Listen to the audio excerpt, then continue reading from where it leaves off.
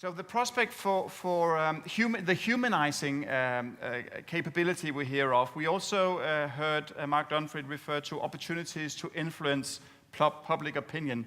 And from Morten, we heard a reference to diplomacy possibly being defined in opposition to dialogues. I mean, diplomacy and dialogue being two slightly different aspects. So if I may start out our questions by asking you, Ole Wæver, and you, Jakob, Skovgaard, Petersen, to comment on this. Do you accept this notion that you can distinguish between cultural diplomacy and cultural dialogue? Is that a meaningful and useful way of distinguishing? Go first.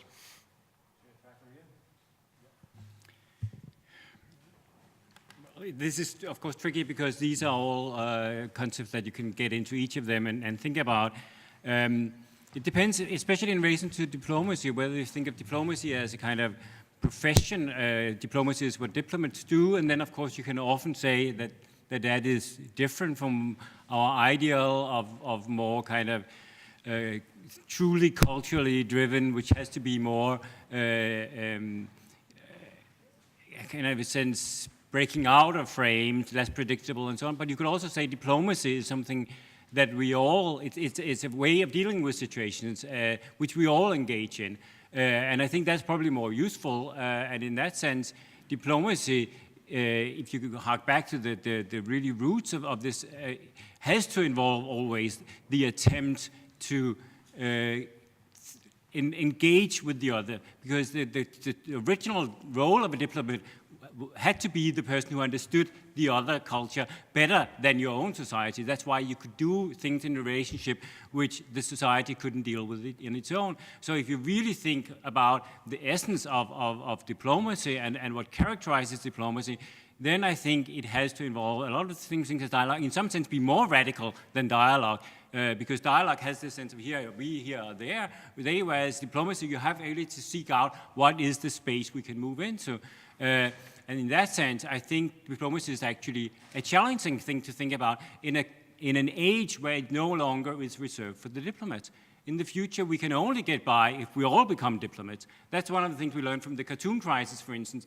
If you are publishing a newspaper, you have to think in some sense like a diplomat. If you're an imam, you have to think like a diplomat, and so on. It's not only for diplomats to be diplomats. We can only get by in a globalized culture if we all can practice diplomacy. So I think diplomacy is not the traditional term here. Diplomacy is the subversive radical term, really. Jakob, you referred in your opening presentation to your experience from the Danish-Egyptian Dialogue Institute in Cairo. That has the word dialogue in its title, and we have the word diplomacy in our title of this conference today. Do you accept the distinction between the two? Well, I think that this institute was established by Denmark as part of its cultural diplomacy. But contemporary cultural diplomacy would not just be to flag the royal ballet or something like that. It would very much be to engage with also strata of societies who are not so easily reached by high culture. And since this would be difficult for diplomats to do alone, they would try to employ this kind of broadened cultural diplomacy. So in that respect, you might say that in a contemporary cultural diplomacy, cultural dialogue is playing a part, which means that you might organize a lot of, say, scholarships or school trips or something where you don't just look at each other, but you actually meet and you may stay at each other's homes or something like that. Then it moves from this level of high diplomacy, which once you recall was conducted in one single language in Europe, in French, and until something which is much more vernacular, where people are explaining what they are and seeing and doing things together. I mean, in an ideal world, if we could afford it, it's also very useful to, in my experience, to take people from, say, Denmark and the Arab world to some third country, and they will interact when they see this and talk about it. They don't have to feel like ambassadors of their culture because they're somewhere else and they're reacting or responding to something. So we sent journalists to, for instance, West Africa to see how they would conduct themselves and how they could produce stories together and so on. In this respect, it's also about taking away the feeling that you need to be a diplomat, because that can sometimes be a hindrance to good intercultural dialogue. Thank you, Jakob. Now, we have in our audience Guy Aheliusen, whom we've heard from before. I happen to know you are very well familiar with North Korea, and we've just seen in our presentation from Morten Traavik an expose, if I may call it that, of cultural diplomacy in North Korea. So I cannot help the temptation of inviting your comments. Does this accommodate your definition of cultural diplomacy? Thank you. My pleasure. Is this one? If you start talking into it, sometimes it remembers it's a microphone. Well, I can talk and start to think after. Sorry, let me quickly give you another microphone. That one seems to have a bad microphone day. We'll take this one instead. Thank you. Ole Wæver was saying that diplomacy should not anymore be something that was conducted by diplomats, but all of us. And that is a beautiful saying, and a vision that might be more idealistic than real for now. But what Morten Traavik is doing is actually to try to be ahead of the rest of us and actually acting as a uncontroversial or controversial diplomat, not for Norway, but helping North Korea from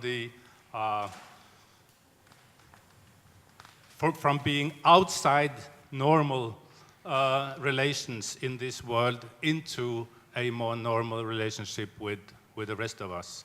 And I just wonder if we have the freedom to become cultural diplomats, or if real diplomacy and real power politics are putting some borders in between Morten Traavik and his activities in relation to North Korea, for instance. Do you have support from the EU, from the Nordic, from the Norwegian Parliament, from private organizations in Norway to actually do what you are doing? Or are you told that, well, it's idealistic, it's good, maybe, but we have to follow the real world of diplomacy, and here we have to ask America for advice? I'm sure, Morten, you could sense how our participant was moving closer and closer towards you, so I think we stopped him just at the right time before he reached the panel, but I don't think you'll avoid responding to this. Does that resonate with your definition of your project, what we heard? Yes, definitely. And I think I just have to make a small correction of your assessment of my speech, that I did not really mean to put cultural diplomacy under attack. It was not meant as an attack. So if it came out that way, I apologize. It was more meant as a kind of a loving shake-up. To take the term cultural diplomacy by its pants and hang it upside down and shake it and see what comes out. See if it has anything in its pockets. Because I wouldn't be doing what I do unless, of course, I have big faith in cultural diplomacy. But my point is that what cultural diplomacy is a concept that we can discuss for a long time without really getting to the core of what cultural diplomacy is, might be, and so on. So this was my main point about that. Then, speaking about North Korea, and as some of you who have the time, you can also see this documentary on YouTube. It's called Yes, We Love This Country. It is a play on the Norwegian national anthem.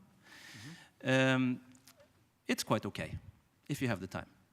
And one of the things that is clear from watching that documentary is that I don't have any political support in my home country, or indeed in any other home countries for dealing with North Korea.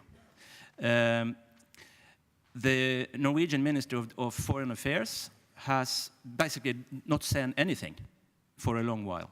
The only time they said anything was that when there have been a couple of parliamentary interpellations about my project over the years, over my projects. And in this particular case, a representative of the Right Liberal Progress Party, Fremskrittspartiet, motioned a question first to the Minister of Defense and then to the Minister of Foreign Affairs about what is this Traavik doing about, colluding with the enemy.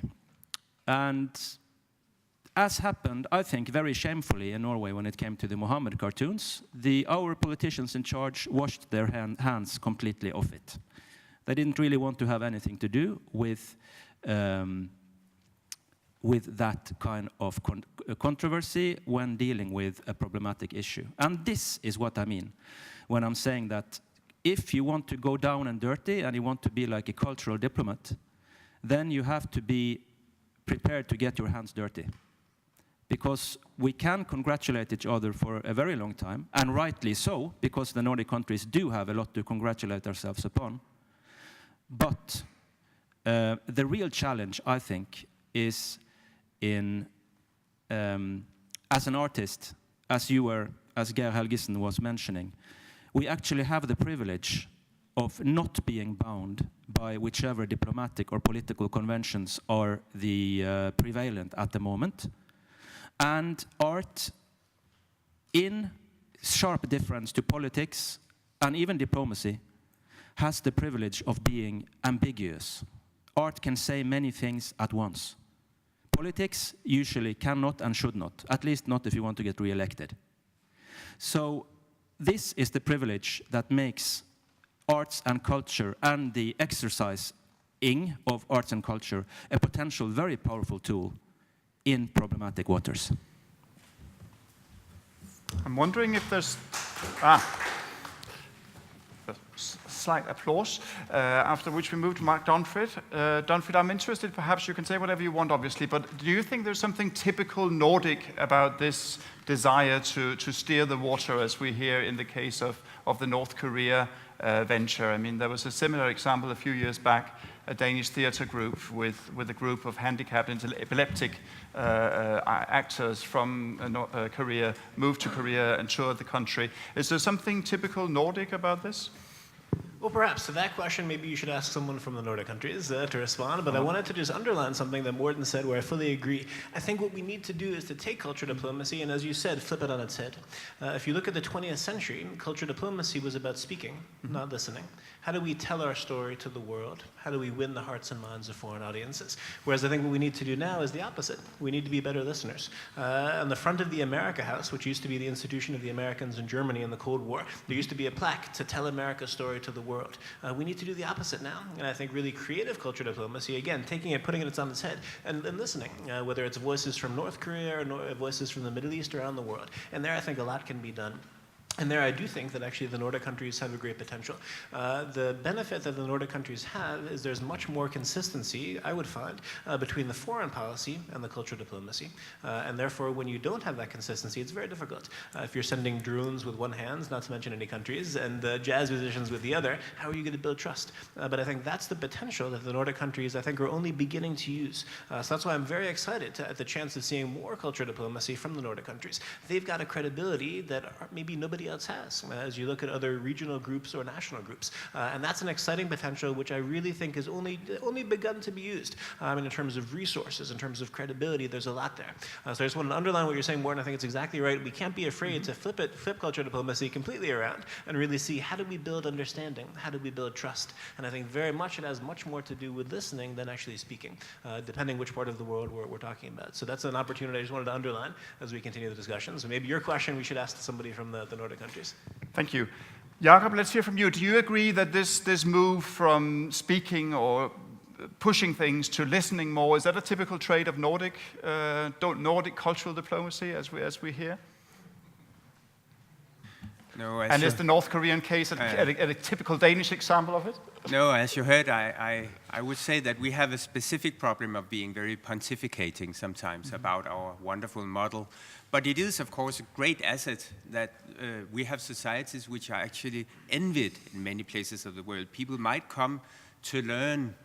This wouldn't happen to that many countries in the world. But I think we should be a little bit more subtle about it if we want to promote it. It'll very soon be time for coffee. Final questions, comments? The opportunity is, there is one in order to make sure I get my exercise at the very end of the room. If I could ask you, when you get the microphone, to identify yourself so that we may know who's speaking, and then we hear your comment. Here it is. Yeah. I'm Jorge Cordova from Colombia. I'm a MA student at the ICT. My question is basically for Morten about this documentary, Miss Mainland. How was your experience working in those countries, especially Colombia, that had that issue 7 years ago? And if you know that if any organization like the World Health Organization or other organization based in the Nordic countries are helping the victims of this issue. Morten? I'm not quite sure I understood your question. Were there two questions or one? Two. Yeah.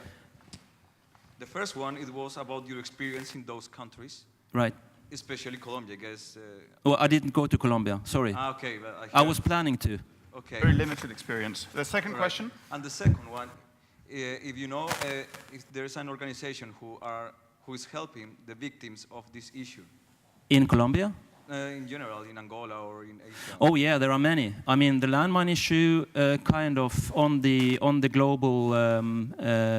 global interest agenda, peaked some 20 years ago, almost, through the awarding of the Nobel Peace Prize to the international campaign to ban landmines. And there have, at any point for the last 30 years, been very many very serious actors in the field of both big international and also smaller idealistically driven NGOs, very strongly involved in both landmine clearing and rehabilitation of those affected by landmines. Interestingly enough, not very many of the Western ones were very interested in taking part in Miss Landmine, and this you will also see something of in the documentary. However, the Angolan government in Angola, that's also, I would say, definitely a problematic government to be associated with, but if you have any nasty governments you want to get rid of, just give them to me, and I will, I'll take care of them.